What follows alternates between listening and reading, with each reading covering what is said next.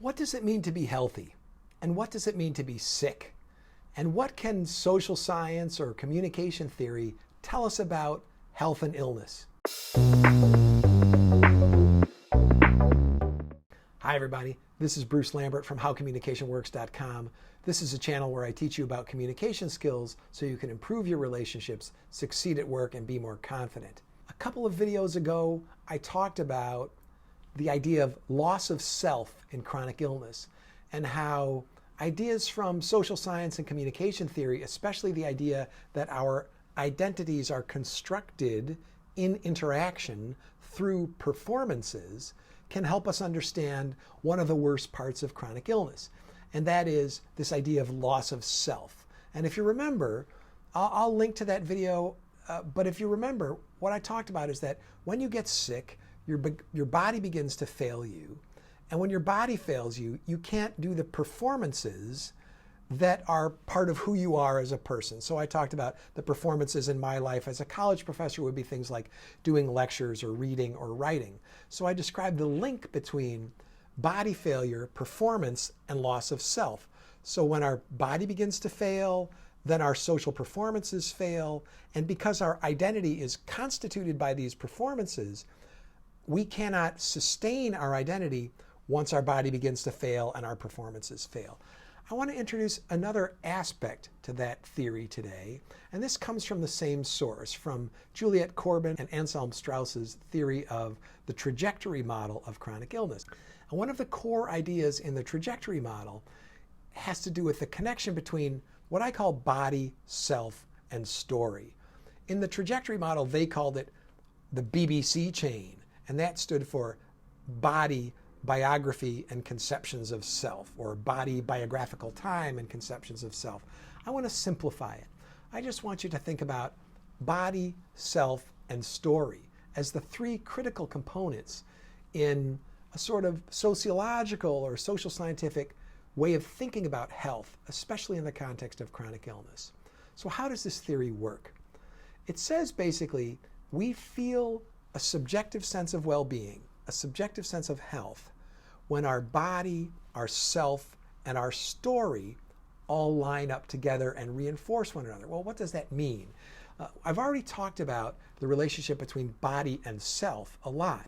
That is, we need our body to be ourselves because our body is what physically enables all of the performances that constitute us as individuals.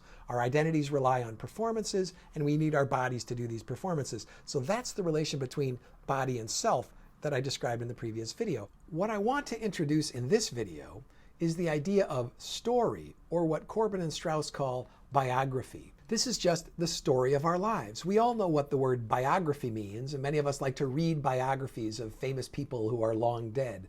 But each of us has a biography. That is, we have our own life story, our autobiography. And it's very, very important to us. We're actually extremely emotionally attached to not just our identity, but our biography. This story, this narrative of ourselves that we tell ourselves, starting when we're adolescents, we begin to craft this narrative, this story of who I am. We are the leading character in our own biography. And this story begins to define us, and it changes as we grow older, as we encounter adversity and overcome adversity, and maybe eventually do good as we grow older. There are different archetypes for these stories, the hero's struggle, all these different kinds of archetypes. But all of us has a life story. And one of the major consequences of chronic illness is that it disrupts our stories. So the way that social scientists think about chronic illness is as biographical disruption. That is, chronic illness kind of comes crashing into our lives and disrupts the story of our lives. So a lot of us have a story that we tell ourselves, that we tell other people about who we are. I was born, and then I had these certain experiences in childhood, and then as an adolescent I came to understand who I was, and I made some decisions as a young adult, and then I struggled in my career, and then I succeeded and encountered adversity, and then maybe I got married and had children and became more of a success and settled down, and then became a wise elder and died peacefully in my sleep. That's some sort of version of our lives that we carry in our head that sustains us during the difficult portions of our life and actually gives meaning to our lives. But very few of us tell a story that says, oh, I was 30 and then I was diagnosed with a life-limiting chronic illness and I became disabled and I became unable to work and I was paralyzed in part of my body and I had terrible cramps and sleeplessness and so on and so forth. People don't put that in their life stories, but of course that is the reality of many people's life stories who are afflicted by serious life-limiting chronic illnesses. So now we have these three elements of the social scientific theory of what it's like to be chronically ill: body, self, and story. So what Corbin and Strauss say is that we only feel well, we only feel a subjective sense of well-being or health when body, self, and story kind of line up together in a coherent balance. And that means that my body functions well enough that it lets me do the performances that constitute my preferred identity, my valued identity, in such a way that I can live out the chapters and the episodes in the story of my life. So what happens when we get chronically sick is that our bodies begin to fail, we experience loss of self because of failed performances, and then things happen to us that change the story of our lives. We become unemployed, or we get divorced, or because of our illness we can't progress in our careers, or maybe we can't have a family, or these parts of our story that we had projected in our life story are no longer accessible to us because of the body failure that the chronic illness brought on. So, what does recovery look like for people who are chronically ill? It means putting body, self, and story back together to the extent that that's possible. So sometimes that means, getting surgery, taking medicine, doing everything we can to repair our body. That sort of fixes one point of this triangle of body, self, and story. The other thing that we might do is reinvent ourselves. So often if the chronic illness is serious enough and the body failure is permanent enough, we cannot be the person who we used to be. That identity is not accessible to us anymore. And so we have to mourn the loss of that identity and then reformulate some new identity. And we have to ask ourselves, given this body that may be failing because of chronic illness, at least maybe partially failing, what kind of person can I be? What kind of performances can this body do? And what kind of identity can this body support? And then we have to project into the future, what kind of story can I have with this body and this identity? And can that story have a happy ending?